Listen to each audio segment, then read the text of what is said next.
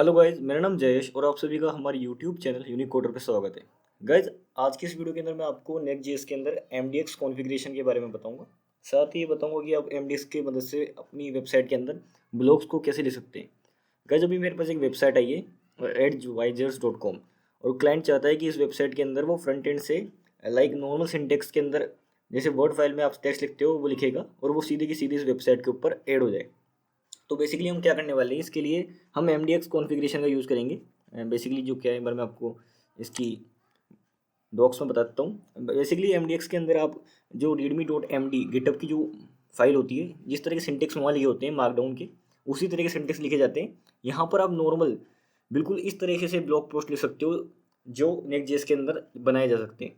तो गाइज, ये जो वेबसाइट एडवाइजर है, इसके अंदर हमें लाइक इस तरीके से मैंने जो जोड़ा हुआ है अभी पेज, इस तरह का ब्लॉग पेज क्रिएट करना है। और ये जो पेज अभी लिखा गया है आपको दिखाई दे रहा है, ये बेसिकली नॉर्मल सिंटेक्स में लिखा हुआ है। आपको मैं VS कोड ओपन करके दिखाता हूँ। ये इस तरीके से लिखा हुआ है पेज। और ये सबसे बड़ी खासियत ये है कि MDX की इसकी जो राउट्स है वो अपने आप ही हो जाते हैं। यहाँ पर देखिएगा r.mdx की फाइल बनी हुई है और ये जो भी लिखा हुआ है ये नॉर्मल बिल्कुल गिटहब जो readme.md फाइल है उसकी सिंटेक्स लिखे गए हैं और मैंने वहीं से उठा के यहाँ डाला है और ये अपने आप ही ऑटोमेटिकली पोस्ट पेज के ऊपर ऐड हो चुका है। तो इसको यूज़ कैसे करना है, इसका कॉन्फ़िगरेशन सेटअप कैसे करना है, ये मैं आपको बता देता हूँ गाइस। गाइस, जैसा कि मैंने अपना करंट कोड ओपन किया हुआ है, इसके अंदर आपको कुछ कॉन्फ़िगरेशन फाइल के अंदर चेंजेस करने पड़ेंगे। कॉन्फ़िगरेशन फाइल का चेंजेस करने के लिए मैं आपको बताता हूँ क्या क्या चेंजेस करने हैं। सबसे पहले ये tsconfig.json फाइल है और ये एक है फाइल है nextconfig.js। इसके अंदर आपको जो चेंजेस है ये गिटहब पे मैं रेपो डाल दूंगा, सेम टू सेम आपको उठा के वहाँ से कॉपी कर लेना है और पेस्ट कर देना है अपने प्रोजेक्ट के अंदर।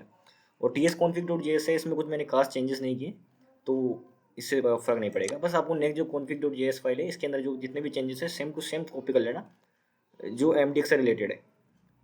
उसके बाद में आपको क्या करना है, सबसे इम्पोर्टेंट ध्यान रखना है, मैं अपनी जो MDX वाली वेबसाइट है इस पर आके ये जो कमांड्स दी हुई है इनको इंस्टॉल कर लेना है। मैंने इंस्टॉल किया हुआ है करंट प्रोजेक्ट के अंदर SRC पेजेस के अंदर। पेजेस के अंदर आके न्यू फाइल मैं क्रिएट कर रहा हूँ लाइक art1.mdx। फाइल का नाम आपको art1.mdx मैंने लिखा है। गाइज, जो मैंने पोस्ट का सेटअप किया है कॉन्फ़िगरेशन फाइल के अंदर वो MD मार्कडाउन फाइल और MDX जो कि अपर वर्जन है दोनों के लिए सेटअप किया है। आपको ध्यान रखना है कि आप MDX का यूज़ करो क्योंकि जो लेआउट हम देने वाला हूँ मैं आपको, जो मैंने क्रिएट किया है प्रॉपर लेआउट सेटअप, उसके लिए मैंने क्या किया है लेआउट के अंदर, ये मेरा हॉक्स है, इसके अंदर मैंने एक फाइल बना रखी है पोस्ट लेआउट का पूरा सेटअप मैंने किया हुआ है यहाँ पर। आपको ये पूरी पूरी रेपो में आपको डिस्क्रिप्शन में लिंक दे दूंगा और रेपो के अंदर आप जाकर देख सकते हो कि मैंने क्या क्या लिखा है। लेआउट लिखने के बाद में यहाँ पर आपको क्या करना है, बेसिकली अपनी फाइल थी mark1, तो यहाँ पर आपको यहाँ जो फाइल है इस तरह से इसको लेआउट को इंपोर्ट करना है। मैं बेसिकली कॉपी कर रहा हूँ इसको और इसको आपको अपनी फाइल में आके यहाँ पर पेस्ट कर देना है। लेआउट मैंने जो आपको दिखाया था इस तरीके का बना हुआ है जिसमें हेडर है, फुटर है बेसिकली, और स्टाइल्स दी हुई है। मैंने स्टाइल्स यहीं पर दी हुई है बेसिकली इन कंपोनेंट के अंदर।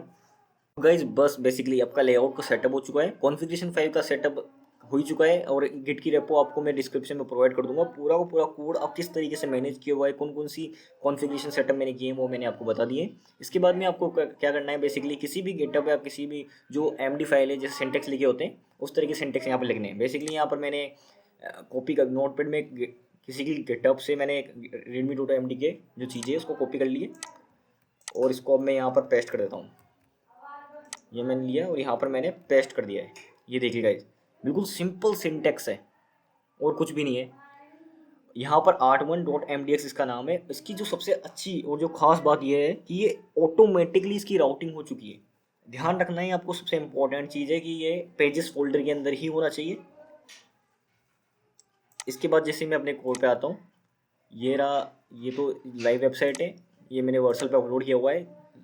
एक चीज़ मैं आपको लास्ट में बताऊंगा पाइपलाइन के बारे में, उससे पहले मैं आपको जो art1 और art1 पे मैंने इसका सेटअप किया था तो art1 डाला मैंने और ये पूरा का पूरा, ये देखिए art1 पेज के ऊपर ये पूरा का पूरा पेज आ जाएगा। ऑटोमेटिक राउटिंग हो चुकी है इसकी और जो पेज है वो रेंडर हो चुका है। यहाँ पर वही सेम पेज मैंने इस पहले 8 में प्रैक्टिस कर रहा था ताकि आपको कोई दिक्कत ना हो वीडियो बनाते समय। अब आपको मैं एक और चीज़ सबसे इंपॉर्टेंट बताता हूँ, ब्लॉग के अंदर मैं आ गया हूँ। ये मेरा ब्लॉग जो है कंपोनेंट, ये बेसिकली लिखा हुआ है नेक्स्ट.जेएस के अंदर। अब आप चाहते मैंने क्या किया है, किस तरीके से पूरा सेटअप किया है पोस्ट का, ताकि क्लाइंट को कोई दिक्कत ना हो। क्लाइंट बेसिकली एक पोस्ट क्रिएट करेगा और वो ऑटोमेटिकली ऐड हो जाए। इसके लिए अब बस आपको यहाँ आना है blog.tsx के अंदर, और यहाँ पर मैंने पोस्ट का जो बेसिकली जो कंटेंट शो हो रहा है, इसके लिए मैंने एक एरे क्रिएट किया है। एरे के अंदर मैंने क्या क्या डाला है, टाइटल, कंटेंट, पाथ। अब पाथ जो है, ये path basically continue reading button पे जाएगा। अब जैसे कि इसको मैं कॉपी कर लेता हूँ। कॉपी करने के बाद में यहाँ पर मैं इसको पेस्ट कर रहा हूँ। पेस्ट करने के बाद में जो मैं पाथ डाला था अपन ने, पाथ का नाम था राउट 8.1। तो अब बेसिकली ये अपडेट हो चुका है। इसको मैं पेज को ये पेज पे आ चुका है। देखिए गाइस, ऑटोमेटिकली सारा काम हो चुका है। एरे के अंदर आपको डालना है टाइटल, जो ये टाइटल दिख रहा है। टाइटल में चेंज कर देता हूँ, YouTube next JX MDX setup.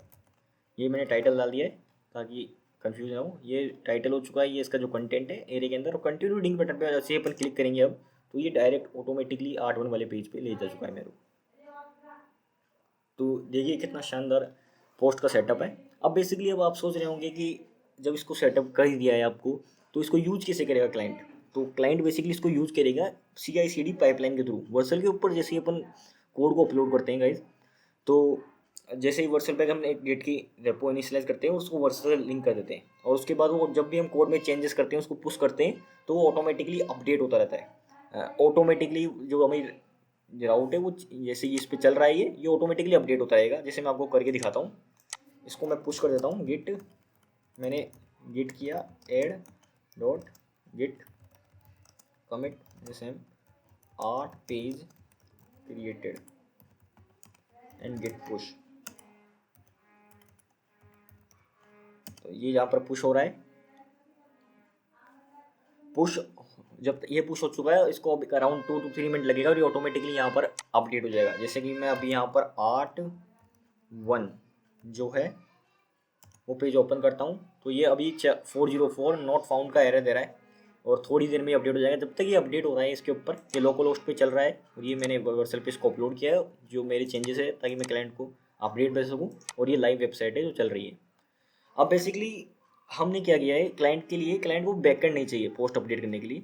Current website के अंदर वो ब्लॉक्स डलवाना चाहता है, और वो उसको कोडिंग की बिल्कुल भी नॉलेज नहीं है। वो करंट फोल्डर के अंदर बस लाइक एक पेजेस फोल्डर के अंदर एक MD फाइल बनाएगा, और जैसा मैंने उसको दिखाया हुआ है वैसा का वैसा वो सीधे MD फाइल, मार्कडाउन फाइल लिखेगा, और वो अपने आप ऑटोमेटिकली ब्राउजर के ऊपर अपलोड हो जाएगी। उसे बस बेसिकली गिट के अंदर कोड को पुश करना है। मैंने क्या किया है, गिटहब की रेपो इनिशियलाइज किया क्लाइंट के लिए। गिटहब की रेपो को पाइपलाइन के थ्रू मैंने उसकी जो होस्टिंग है उसके ऊपर लिंक किया है। तो इस तरीके से ये फ्रंट एंड के अंदर ही सारा बैक एंड का जो काम है वो पूरा हो रहा है। पोस्ट सारी की सारी फ्रंट एंड से आ रही है, और इसमें जितना बिल्कुल भी टाइम नहीं लग रहा है, बिल्कुल भी कॉस्टली नहीं है ये, और बिल्कुल भी किसी भी तरह की कोडिंग की जरूरत नहीं है इसमें। बेसिकली जो आज से पहले हम पोस्ट लिखते हैं उसके लिए हम एडमिन पहले क्रिएट करते हैं, या फिर API के थ्रू पोस्ट वहाँ से भेजते हैं, या फिर CMS हो गया वर्डप्रेस का, या फिर Sanity जो है उसका इंटीग्रेट करते हैं। बट नाउ डेज MDX ने Next.js के अंदर आकर पूरा काम को फ्रंट एंड से ही कर दिया है, तो क्लाइंट के लिए बिल्कुल भी कॉस्टली नहीं है।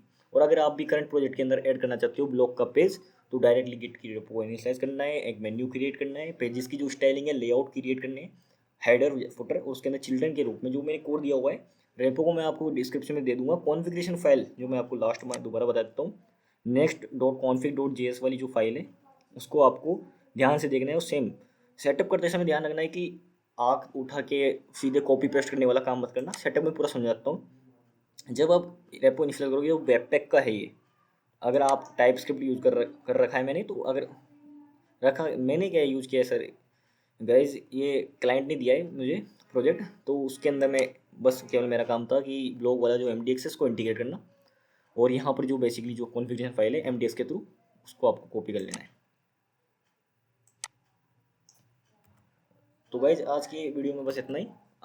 कल फिर मैं नई टेक्नोलॉजी के बारे में बताऊंगा आपको, जो कि कंटेंट लेयर, MDX रिमोट, और भी तरह तरह की टेक्नोलॉजी है जो आपको इसकी कॉन्फ़िगरेशन या जो डॉक्स है उसमें मिल जाएंगे। परंतु बहुत आसान शब्दों में अगर इसको समझना था, तो आज के लिए बस इतना ही गाइज, फिर मिलेंगे। Thank you guys.